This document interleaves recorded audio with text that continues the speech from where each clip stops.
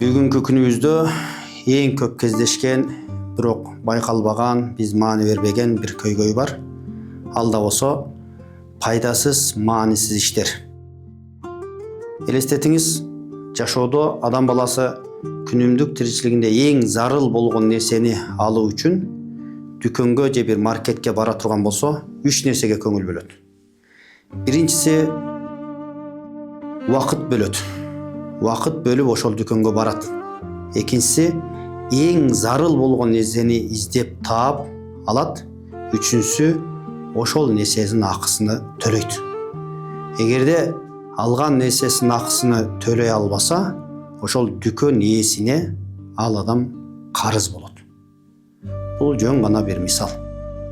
Жашоодо биз билип, билбеген, байкап, байкабаган канчалаган адамдарга карыздарбыз.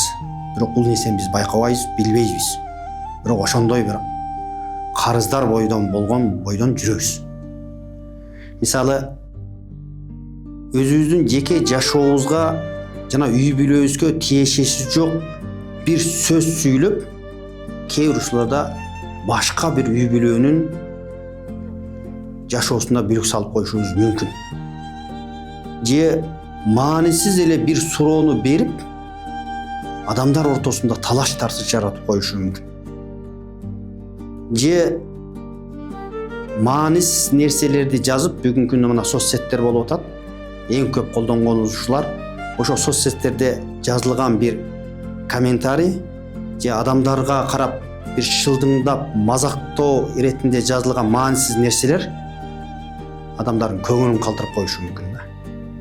Ошондуктан мына ушул нерселерди аткаруудан мурун адам баласы эң алгач ойлоно турган нерсе: мен Кудай алдында, коомчулук алдында, ата-энем алдында, үй бүлөм алдында ушул аткарып аткан нерсем туурабы же туура эмеспи деген суроону биринчи берсе, анда бул көйгөй дагы чечилет.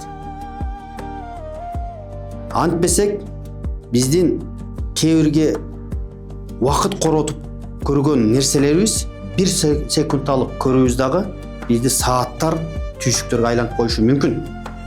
Жогоруда айтылгандай, бир айтылган сөз маанисиз сөз. Адамдын үй бүлөсүн бүлүк салдырып, адамдардын ортосунда талаш тартыш жаратып, адамдардын көңүлүн да калтырып коюшу мүмкүн да. Андай болсо, биздин аалымдар бунун чечүү жолун ушундай деп айткан. Мунун дарысы дагы бар.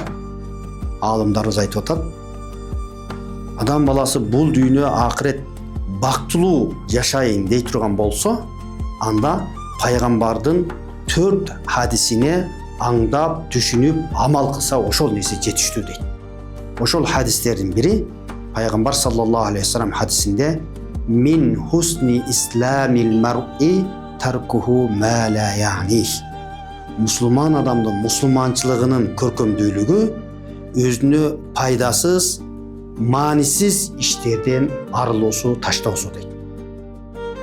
Келиңиз, андай болотун болсо, жүрөктөр таза болсун, көңүлдөр оорубасын, убакыт үнөмдүү болуп, убакыт урдалбасын десек, ушул хадиске чогуу баарыбыз бирдей амал кылалы. Кудай Таала баарыбызды амал кылуучулардан кылсын.